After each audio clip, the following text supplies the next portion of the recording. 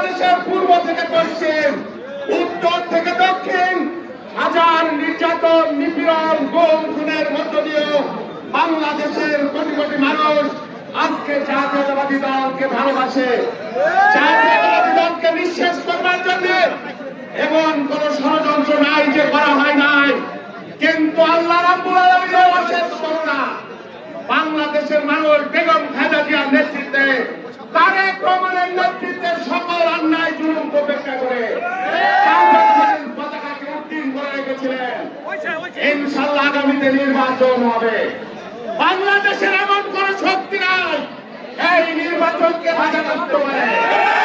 বাংলাদেশের এমন কোন শক্তি নাই যারা নির্বাচন বানচালের ষড়যন্ত্র করছেন, যারা ফ্যাসিবাদের পক্ষে অবস্থান করছেন। হুঁশিয়ার উচ্চারণ করে বলতে চাই, সাবধান হয়ে যান। আমরা ট্রেনিং জমা দেয় নাই গণতান্ত্রিক ব্যবস্থা বানচালের জন্য, নির্বাচন বানচালের জন্য কেউ কোনো অপচেষ্টা করলে আমরা সমুচিত দেওয়ার জন্য হাজার হাজার নেতা